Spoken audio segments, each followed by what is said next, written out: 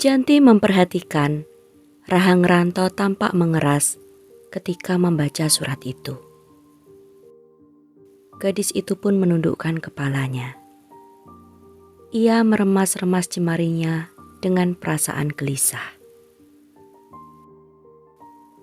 Jadi, Romo meninggalkan wasiat agar kita menikah? Tanya Ranto. Bagi Janti, pertanyaan Ranto terdengar seperti ditujukan untuk dirinya sendiri. Namun tak urung, Janti pun tetap menganggukkan kepalanya. Iya, Kang. Jawabnya dengan suara yang nyaris tak terdengar. Janti masih menunggu ucapan Ranto selanjutnya. Namun, lelaki itu malah melipat surat itu dengan tenang dan memasukkannya ke saku celananya. Tanpa berkata apa-apa, Ranto berbalik lalu berjalan meninggalkan Janti sendirian di dalam kamar itu.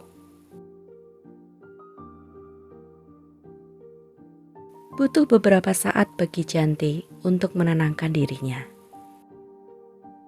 Tak berapa lama, ia pun menyusut air matanya dan segera keluar dari kamar. Ia harus menemui para pelayat dan sanak saudaranya yang baru saja tiba. Janti memutuskan untuk menunda pembicaraannya dengan Ranto lagi hingga masa berkabungnya usai.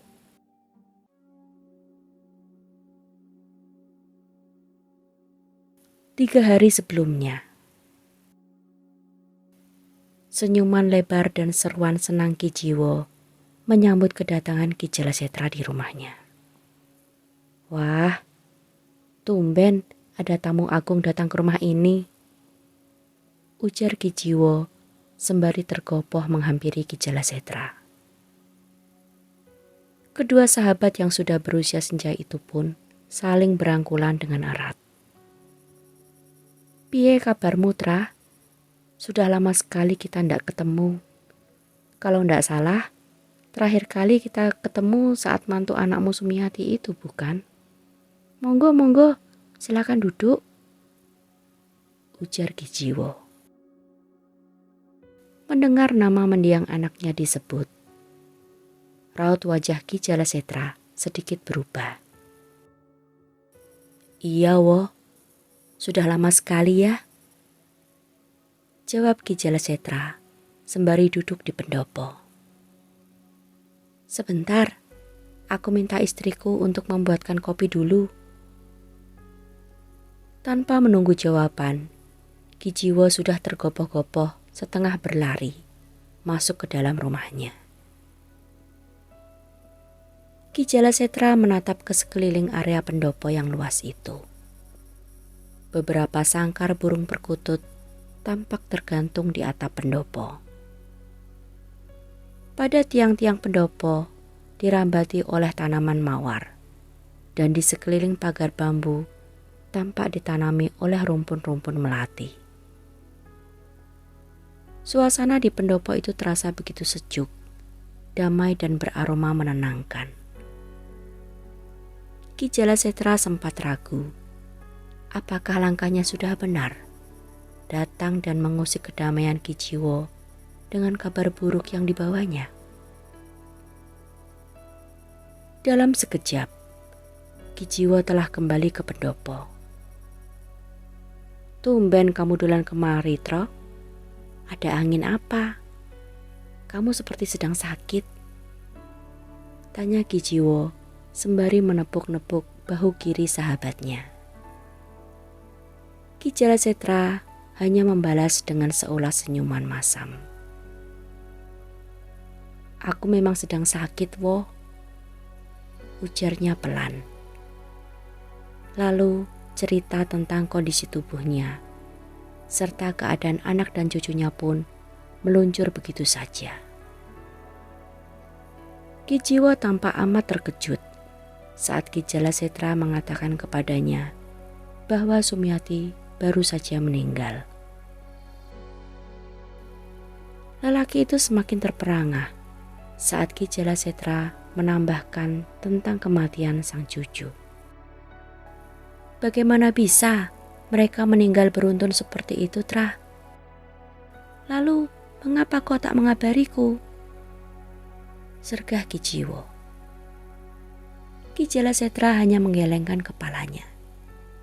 Ki Jiwo menatapnya dengan pandangan menyelidik. Apa yang terjadi? Tanya Ki Jiwo lagi.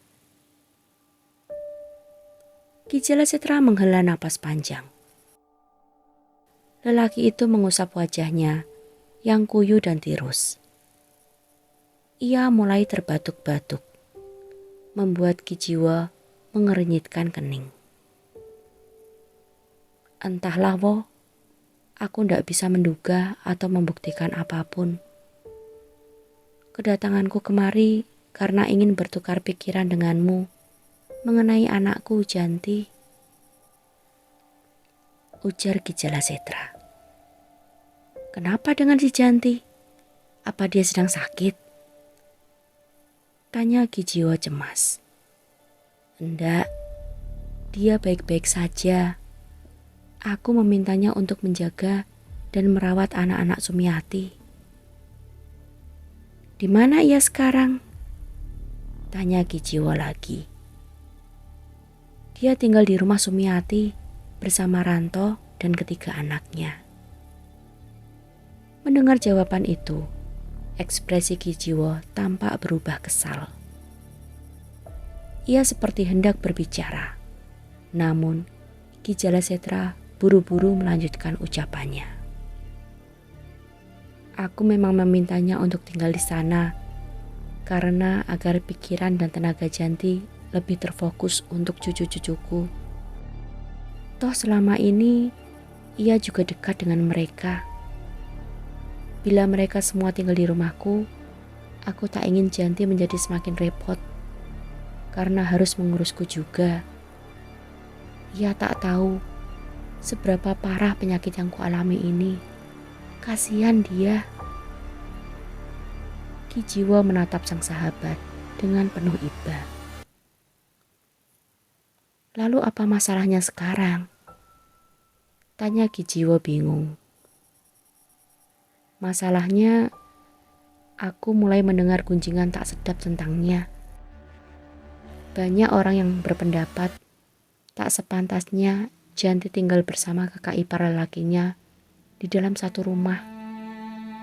Mereka mulai menuduh dan menduga hal yang tidak-tidak. Ki Jalasetra terbatuk-batuk setelah menyelesaikan kalimatnya. Secara bersamaan, istri Ki Jiwo keluar dari dalam rumah dan membawakan kopi untuk mereka. Setelah berbasa-basi sejenak untuk menanyakan kabar, perempuan itu pun kembali masuk ke dalam rumahnya. Ki Jalasetra mengatur napasnya yang terasa sesak dan mulai menghirup kopinya. Jemarinya tampak gemetar saat mengangkat gagang gelas. Lalu, apa rencanamu? Tanya Ki Jiwo tak sabar. Aku ingin menikahkan mereka saja. Ki Jiwo tampak terperangah mendengar jawaban yang tak terduga itu. Mengapa? Tanyanya. Tak tahu harus bertanya apa. Ketiga anak itu adalah keponakannya, sama seperti anak-anaknya sendiri. Dialah yang paling tepat untuk mengasuh mereka.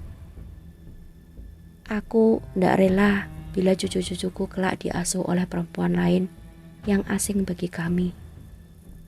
Selain itu, aku juga tidak yakin Ranto kelak akan mendapatkan istri yang akan mencintai anak-anaknya seperti anak kandung sendiri. Lalu menurutmu, apakah Janti akan begitu saja menerimanya? Apakah ia akan bisa mencintai kakak iparnya? Tuntut Ki Jiwo.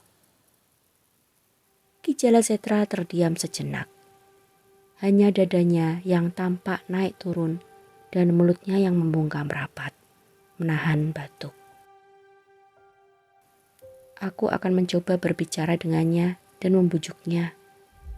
Aku yakin bila mereka tinggal bersama sebagai suami istri, maka lama-kelamaan rasa cinta akan datang dengan sendirinya.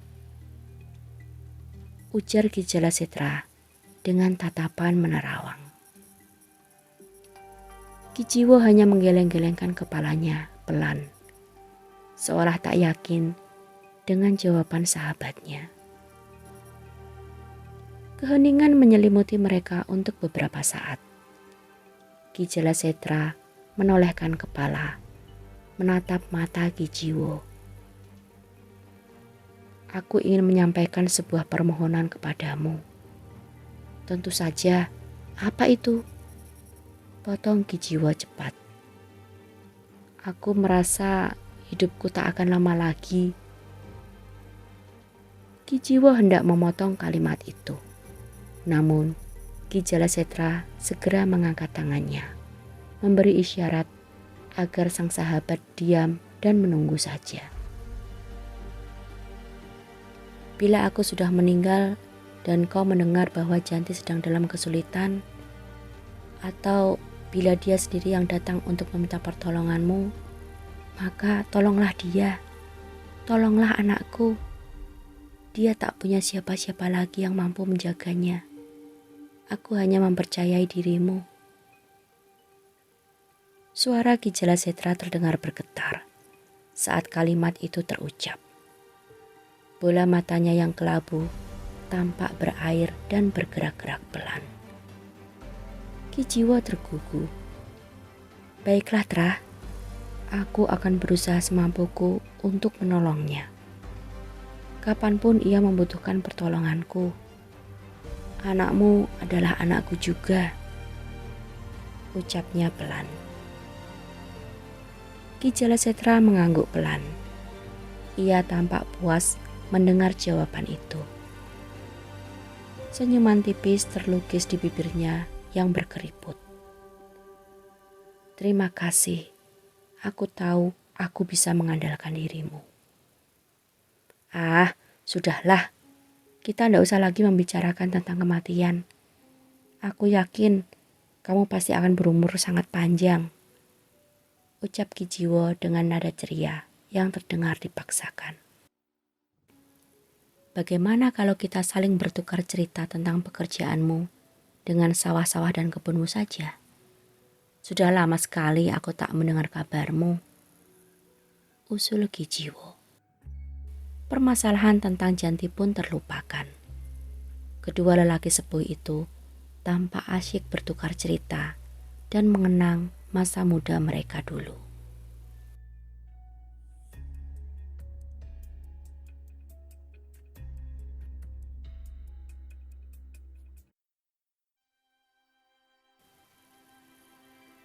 Suropati menggeliatkan tubuhnya dan sedetik kemudian membuka kelopak matanya dengan panik.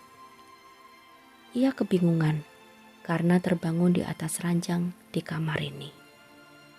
Rin? Tanyanya dengan suara tercekat.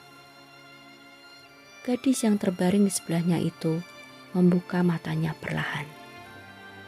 Senyuman bahagia terulas di ujung bibirnya.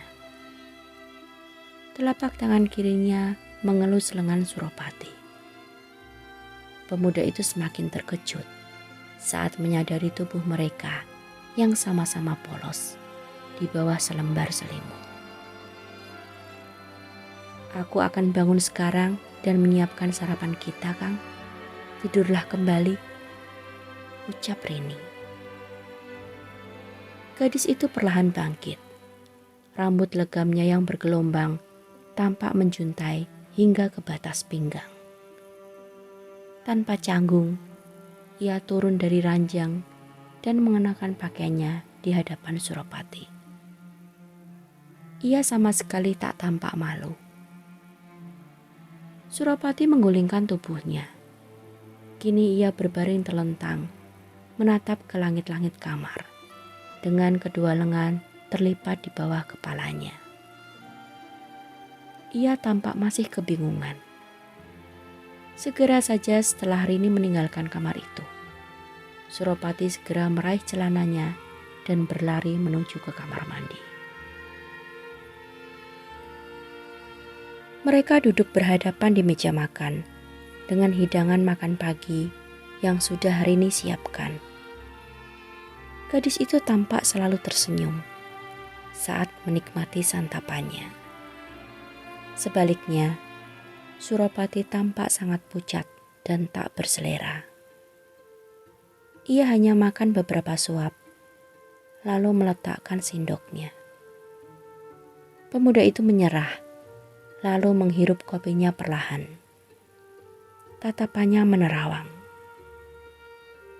Apa yang sudah kita lakukan semalam, Rin, itu sebuah kesalahan, bisik Suropati tajam. Semestinya ia tak perlu berbisik. Toh hanya mereka berdua saja di rumah itu. Hari masih terlampau pagi. Para tukang ukir belum ada seorang pun yang datang. Itu bukan suatu kesalahan, Kang. Kita sama-sama menikmatinya, bukan? Jawab Rini. Gadis itu bersikap sangat tenang dan santai saja menjawab kegelisahan Suropati. "Shh, tak bisakah kau sedikit memelankan suaramu?" sergah Suropati dengan panik. Matanya melirik ke sana kemari, memastikan tak ada orang lain yang mendengarkan percakapan mereka. Rini tak bereaksi. Ia terus saja mengunyah makanannya. "Aku akan menikahi Janti, Rin," sambung Suropati lagi. Gadis itu menghentikan kunyahannya dan menatap langsung ke manik mata Suropati. "Percuma saja, Kang. Gadis itu tak pernah mencintaimu. Mengapa kau masih saja mengharapkannya? Sedangkan aku bersedia memberikan jiwa ragaku kepadamu." "Tapi aku tak mencintaimu, Rin. Aku hanya menganggapmu sebagai adik sepupuku saja." "Tak perlu memaksakan diri untuk mencintaiku sekarang, Kang," jawab Rini dengan senyuman tipis. "Toh kelak, perlahan tapi pasti, kau akan mencintaiku juga." Suropati mendengkus geram. Ia bangkit berdiri dan mendorong kursinya dengan kasar. Lalu ia bergegas menuju ke brak.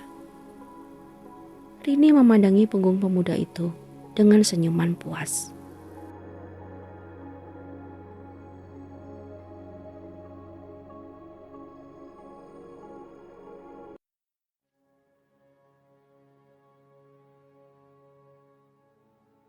Tujuh hari setelah kematian Ki Jelasetra, Janti beserta Mirah dan Sugeng pun bersiap kembali ke rumah Ranto. Gadis itu menutup dan mengunci pintu rumah yang kini menjadi miliknya itu dengan perasaan kacau balau dan tak rela. Sepanjang perjalanan dengan Dokar, ia membisu. Ranto menyambut Janti dan kedua anaknya di ambang pintu. Ia tampak bersikap dingin. Dayang tak terlihat, mungkin berada di dalam rumah. Saat melangkahkan kaki memasuki rumah itu kembali, aroma dupa dan kemenyan seketika menyergap penciuman Janti. Tanpa sadar, matanya pun berkaca-kaca. Janti tak bisa melukiskan perasaannya saat itu. Namun, perasaan asing terasa menyerangnya. Ia merasa berada di tempat yang tak semestinya.